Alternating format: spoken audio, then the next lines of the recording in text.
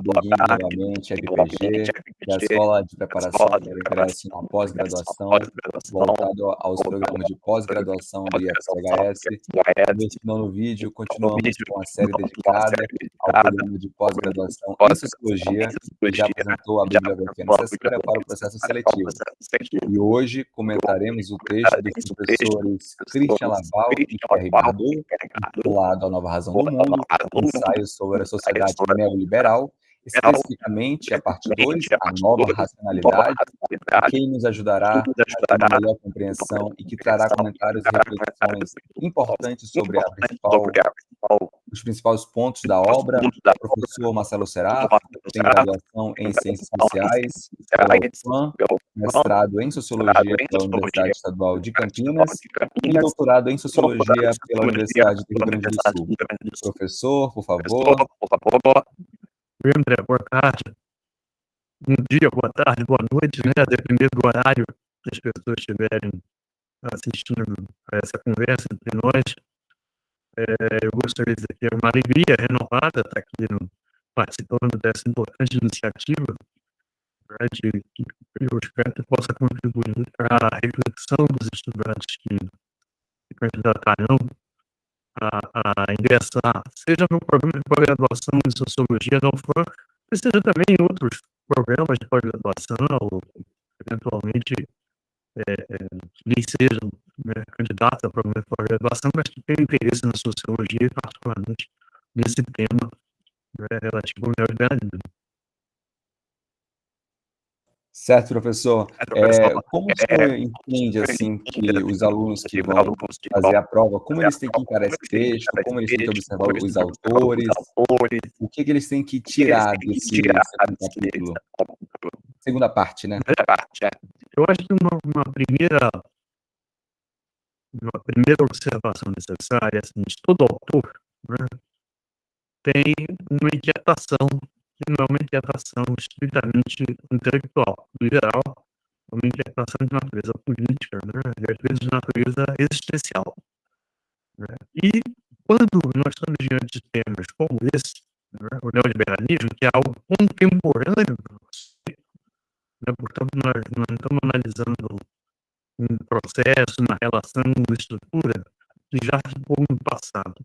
Nós estamos analisando algo que é parte da nossa vida cotidiana, contemporânea, né? E que envolve formas de problematização, né? Perguntas, cujo fim não é apenas conhecer a realidade, mas é, diante do conhecimento dessa realidade, buscar também encontrar formas, seja de fazer frente, né, a ela, seja de fortalecê-la, né, ou ainda de tentar, digamos, reorientá-la. Portanto, eu acho que essa é a nossa primeira observação. O texto do Laval e Bardot exprime, como vários outros, né, em vários outros textos que eu diria que são excepcionais sobre o tema do neoliberalismo. Eu me recordo assim de cabeça de um que foi também tese na Unicamp, tese de doutorado do Oswaldo Javier Lopes Ruiz, né, cujo título é Poetas dos Executivos das Transnacionais no Espírito do Capitalismo. Tem outro texto do Luc Boltanski e da Idke Apego, também sobre o novo espírito do capitalismo, acredito que seja esse o nome. Tem outro, estou mencionando vários textos que estão, digamos assim, na mesma vibração, né? São textos que estão procurando decifrar não apenas o neoliberalismo como uma ideologia, e aí eu acho que o segundo aspecto importante, né, e já entrando mais diretamente no texto, o primeiro aspecto importante é reconhecer que um livro como esse é um livro que procura apresentar um diagnóstico do nosso tempo, né? Ainda que ele seja um ensaio, portanto, um ensaio não tem exatamente um compromisso com uma tese, de estabelecer premissas, a partir dessas premissas, um método, a partir do método, assentado numa teoria, uma série de procedimentos. Esse texto, na verdade, resulta de uma série de pesquisas, né, que me formaram numa reflexão muito ampla, que inclui aspectos de natureza sociológica, antropológica, filosófica, eu diria até. Né? Então, a segunda, digamos, dimensão que eu acho importante atentar nesse texto é que ele não é apenas uma crítica ao neoliberalismo entendido como uma ideologia, né, de natureza política e econômica. O texto reconhece que existe essa dimensão, né, ideológica do neoliberalismo, mas o fundamental dele é explicar precisamente como isso que nasce como uma ideologia se conforma como uma orientação política que passa a estruturar instituições, a nortear a conduta dos indivíduos e a nortear a própria conduta dos Estados nacionais. Né? E aí, esse propósito, eu acho que é muito importante também chamar a atenção, nem que seja brevemente, né, para uma abordagem dos autores que é singular, porque ela, contrariamente ao que muitos podem pensar, ela consegue fazer, eles conseguem fazer, né, um uso extremamente acurado, não é? Eu diria preciso mesmo, né, do pensamento do Marx e do Foucault. Né? Pode parecer, para alguns, né, digamos, mais ortodoxos, seja no autor, seja no outro, essa abordagem dos autores no processo, na reconstrução da história do neoliberalismo, né, porque eles nos remetem até os inícios do século XX para mostrar como o que acontece com a crise do neoliberalismo, com a crise do liberalismo, né, em finais da década de 20 do século passado, e como essa crise é acompanhada de uma série de debates, de discussões entre os anti-liberais, com a finalidade de refundar esse liberalismo, não é? E refundando esse neoliberalismo, como eles traçam toda uma estratégia com vistas a ocupar politicamente os espaços públicos de modo a redesenhar, né, as orientações a serem, digamos assim, a normatizarem, né, a disciplinarem a conduta de indivíduos e estados. Né? Então, eles situam historicamente um longo processo. Se a gente imagina que isso começa no final da década de 20 do século passado, isso só se estabelece, digamos assim, de maneira mais estruturada a partir da segunda metade da década de 70, né, do século passado. Nós temos um período aí de mais de 40 anos, né, digamos, de militância política sistemática desses então chamados jordão-liberais, né, que começam a ocupar importantes espaços dentro de universidades, dentro de instituições públicas, e passam a formular políticas públicas e, particularmente, políticas econômicas, né, que vão sustentar, digamos assim, todas as instituições que, digamos, orientam ou determinam essa nova racionalidade. Essa razão não nasce do nada. Né? A reflexão sobre a razão nasce numa crise do liberalismo. E é curioso, porque a implantação do neoliberalismo nasce de uma crise do estado de bem-estar social. Quer dizer, são dois elementos de crise da dinâmica do capitalismo que encontram resposta ainda dentro da gramática capitalista, digamos assim. Eu acho que esse é muito interessante de observar isso, né? Esse é outro aspecto, é que os autores fazem um uso riquíssimo, porque conseguem apresentar um problema, mostrando que, ao invés de nós lidarmos com as ideologias tomando-as apenas por seu, digamos assim, seu aspecto frágil, que é aquele de a ideologia como algo igual à mentira, né? Eles assumem a hipótese de que essa ideologia, na medida em que orienta e dá sentido à ação dos indivíduos, é capaz, inclusive, de alterar as superestruturas. E essas superestruturas, eu estou tentando fazer uma tradução marxista mais ortodoxa, né? E essas superestruturas podem, digamos assim, promover ajustes que levam à redinamização do próprio capitalismo, né? Quer dizer, é quase como se nós partíssemos não apenas do concreto, mas do concreto pensado e desprezado para o concreto de novo, né? Então você vê que há uma conversão, por isso todo esse diálogo, ou todas essas mudanças, inclusive em terminologias, né? O que se chamava de trabalhador até pouco tempo atrás, passou a se chamar de colaborador, e aquilo que se chamava de colaborador passou a se chamar de empreendedor. Ou seja, houve uma conversão daquele sujeito que no século XIX era um proletário, né?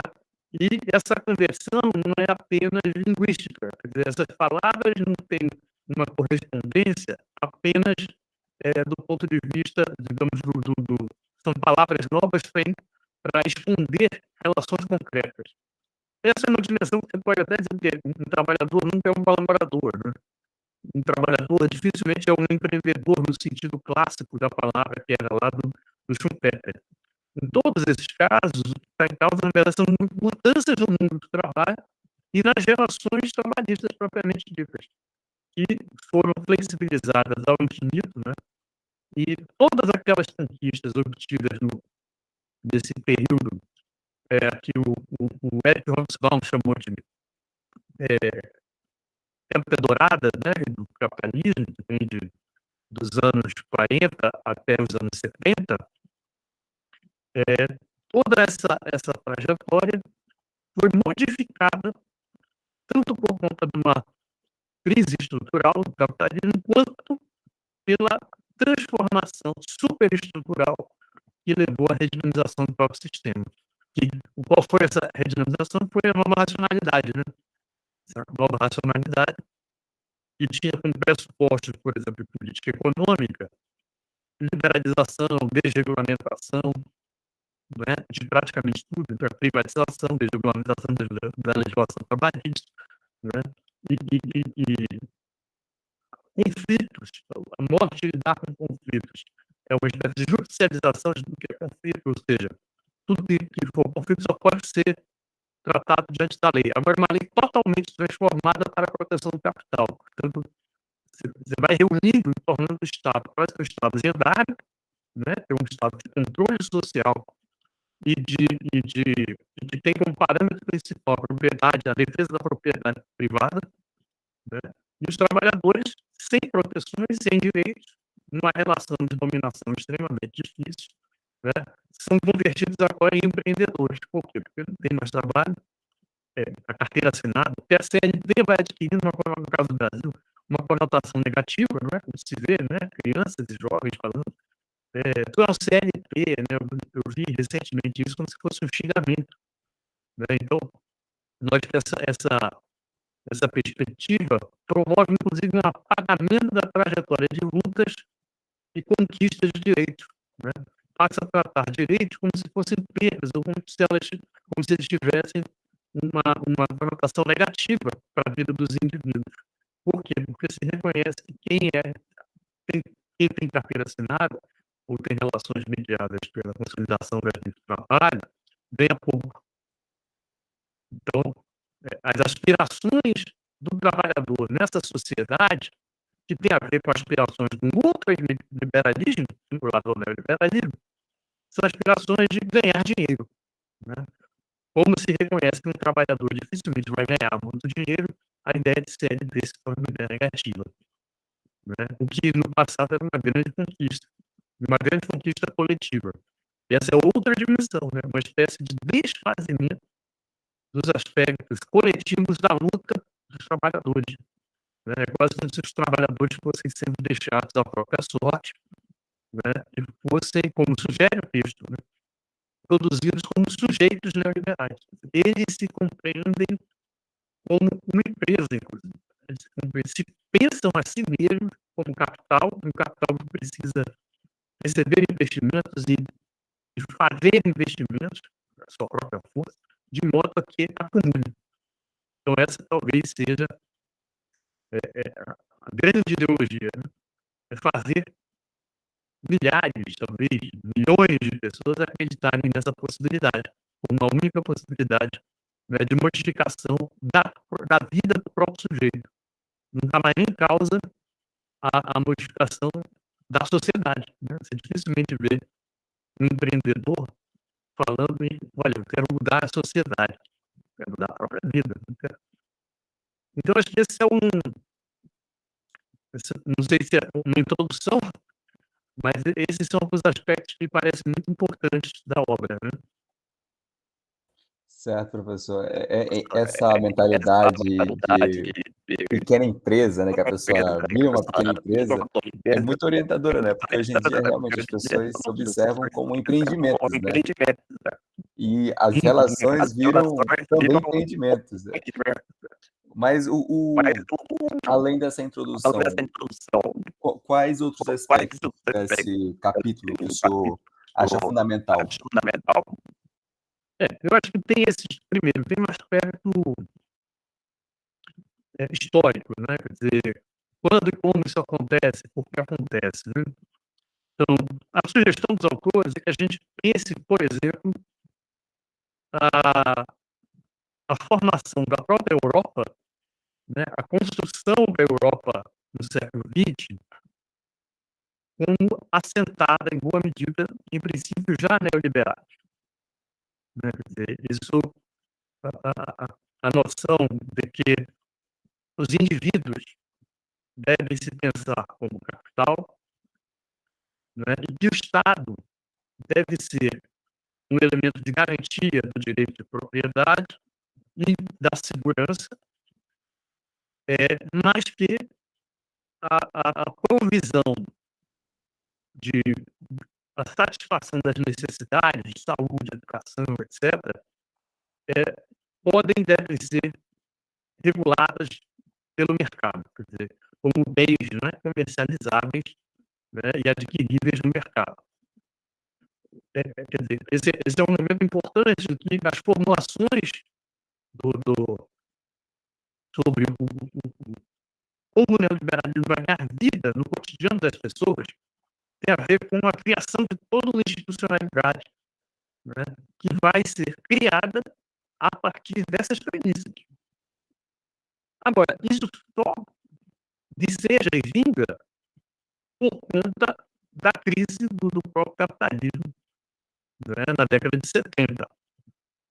É quando, digamos assim, as ideias lá, principalmente do Hayek, né, são retomadas. Ele que foi um militante, acima de tudo, militante político, né, do ponto de vista econômico, o pensamento dele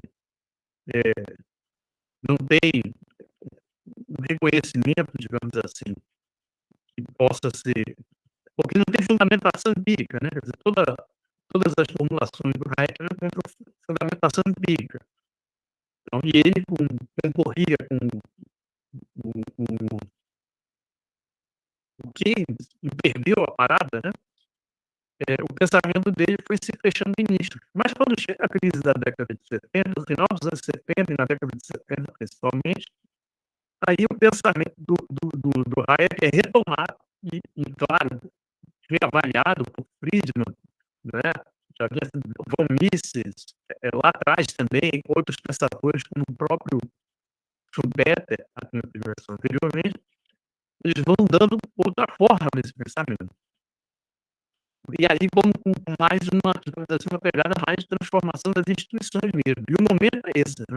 Na passagem dos anos 70 para os anos 70. Porque as instituições que regulavam, né, as relações econômicas mundiais, algumas delas como o Banco Mundial, Fundo Monetário Internacional, né? E as estratégias de dinamização econômica, todas muito vinculadas ainda a esse compromisso, digamos assim, do bem-estar social, o governos assumindo funções relativas ao planejamento econômico, ao investimento público em vários setores, tudo isso vai ficando problemático por conta do déficit fiscal dos estados, né, decorrente desse próprio compromisso, e no momento em que as grandes corporações, as grandes empresas precisam ampliar sua acumulação de capital e não veem mais como fazê-lo sem atingir novos mercados, tanto consumidores quanto produtores.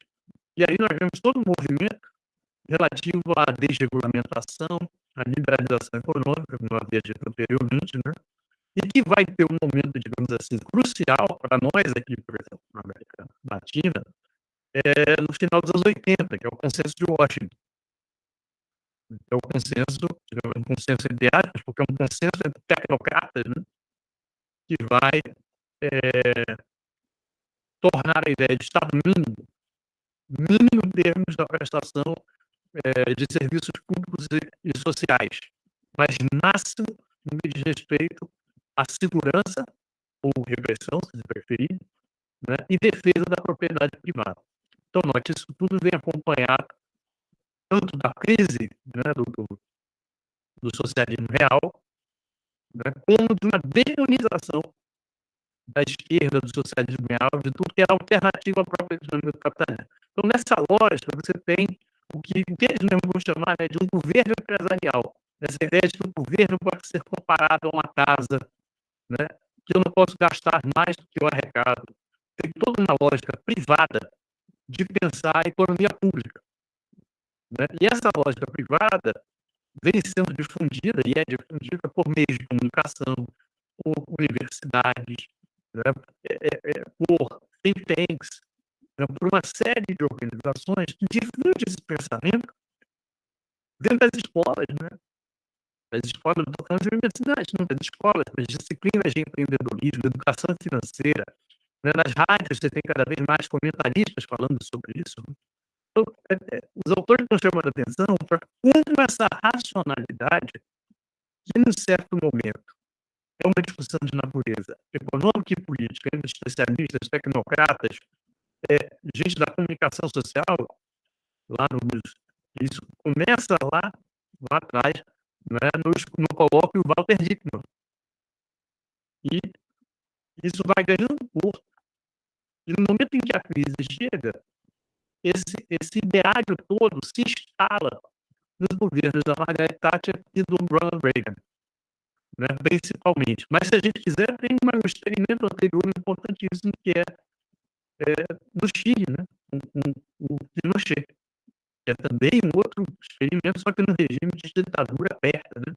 Ditadura aberta no sentido que não havia dúvida sobre o significado daquele governo, era um governo ditatorial. No caso dos governos norte-americanos, ainda havia uma certa, digamos assim, ilusão democrática, né? O governo norte-americano e o governo britânico, no final dos anos 70, início dos anos 80. Então, isso que era apenas um conjunto de ideias e tal, passa a ganhar corpo, né, na definição da política econômica e na definição das políticas sociais.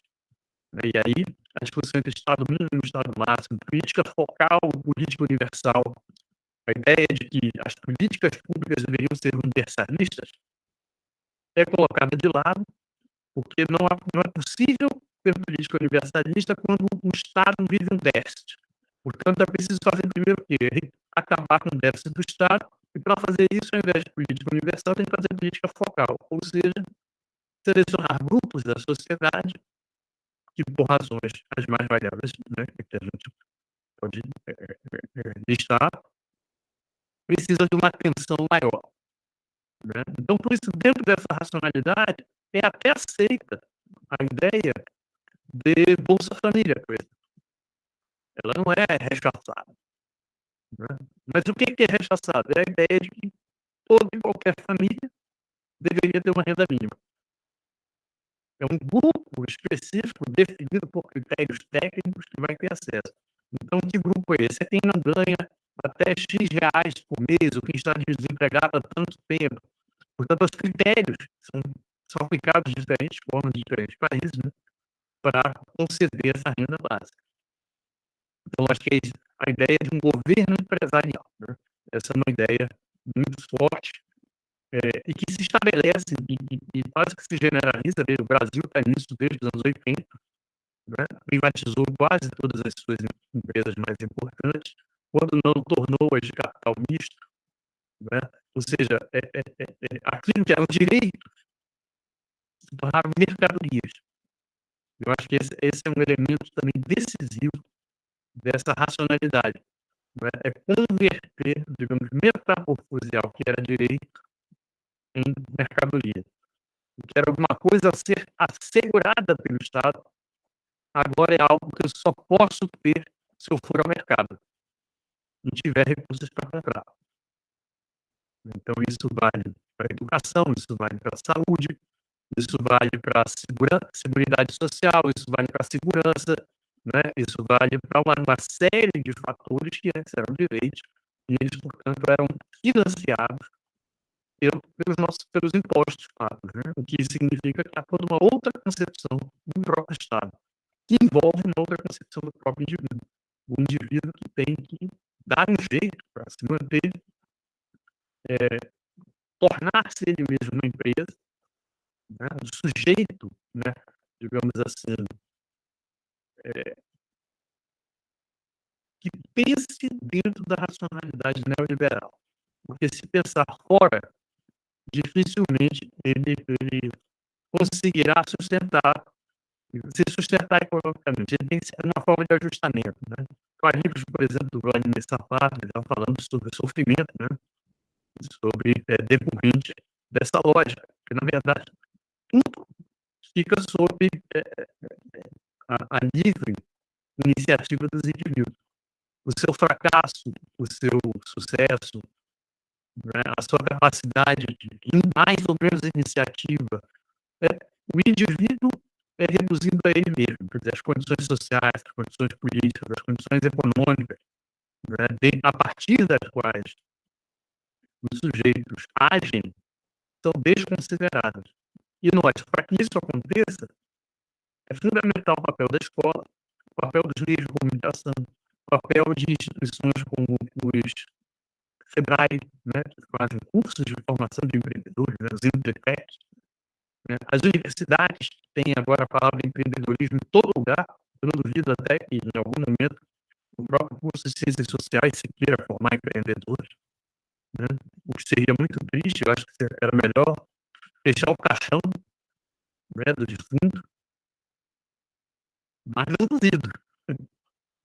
O que aconteceu? As próprias universidades, que deveriam produzir um pensamento crítico sobre esse tipo de compreensão da realidade, embarcam nessa compreensão, porque a partir dela são formulados projetos com vistas a captar recursos, né, que vão financiar atividades de pesquisa. Quer dizer, se esses termos não forem incorporados, né, dificilmente o recurso virá também. Então você vê aí toda uma discussão sobre inovação, empreendedorismo, startup, né, quer dizer, há toda uma nova língua, né, da economia sitiando a pedagogia, eu diria, né, e a formação desse sujeito neoliberal. Sem que o sujeito sequer saiba. Na verdade, ele está pensando que está sendo formado para dar certo na vida, né, quando ele, na verdade, está sendo formado para sofrer bastante na vida daqui a um tempo. E talvez nem sinta, né, professor, essa dor, porque ele já está nessa lógica também, de dor e gerenciamento da própria vida, onde a lógica leva ele a ser o seu próprio empresário, ele não vai se perceber. Exatamente. Você veja só, hoje, por exemplo, os professores, para financiarem, para dar um exemplo que é o sujeito neoliberal, né? Ao invés de nossas instituições de pesquisa e de educação financiarem, a partir da definição política de prioridades, pautas, temas, etc., né, financiarem as universidades, porque isso seria um meio de assegurar, inclusive, a autonomia. Não é? Como é que isso acontece? Quem financia a pesquisa são entidades de apoio à pesquisa, que são importantes, né? As CAPES, né? CNPq, CAPEAN, etc. Mas o professor precisa concorrer em editais para conseguir esses recursos que são abertos dentro de pautas definidas, né? Então, sustentabilidade, vamos ter um termo da moda, né? Então, se você quer fazer um trabalho sobre um tema, mas não tem nada a ver com sustentabilidade, tem um jeito de colocar sustentabilidade no seu trabalho para poder concorrer. Porque você não vai ter recursos da própria instituição para financiar a sua pesquisa. Por quê? Porque os recursos para a educação e para a pesquisa são cada vez mais escassos. São cada vez mais escassos. E eles são, na verdade, as sobras, né, que vão ser colocadas nessas instituições que estão plenamente afinadas com essa lógica, com essa racionalidade neoliberal, que coloca, inclusive, as universidades em concorrência umas com as outras, né, nos processos de avaliação. O que são os rankings de avaliação hoje, se não uma forma de pensar na lógica do mercado, o processo de formação, ou as instituições que formam pessoas para o próprio mercado. Então, digamos, o sistema está perfeito, né? Já disse. É um sistema perfeito, né? Professor, 2 perguntas para a gente finalizar. A primeira é: existe espaço para resistir a essa racionalidade? Que tipo de prática, o discurso pode oferecer uma alternativa, né? E a segunda pergunta seria pra, conceitos fundamentais que a pessoa que vai fazer a prova não pode esquecer desse texto. Olha, eu acho que sim, é absolutamente possível resistir a isso. Só que toda resistência envolve um reaprendizado da militância coletiva, né? E eu acho que alguns exemplos já vêm sendo dados, por exemplo, pelos Uber, né? Pelos trabalhadores de aplicativo, que estão se organizando. Eles são trabalhadores que nascem nessa lógica, mas já vem demonstrando que é impossível resistir ou operar isso sem organização. Tem feito greves, né? Tem levado a discussões dentro dos parlamentos sobre a legislação trabalhista. Então, às vezes, qual é a condição para qualquer resistência e transformação? É a possibilidade de reorganizar os trabalhadores, seja em sindicatos, seja em outras formas de organização política, né? Que pressionem os parlamentos, no primeiro momento, e, fundamentalmente, que coloquem em causa a própria racionalidade das empresas, né? Mostrando o problema de fundo é que o processo de exploração econômica avançou muito, né? E com ele a desigualdade. Quanto à segunda questão, eu diria, André, que primeiro, antes de compreender os conceitos, é muito importante entender o processo histórico para que esses conceitos façam sentido. Entende? Quer dizer,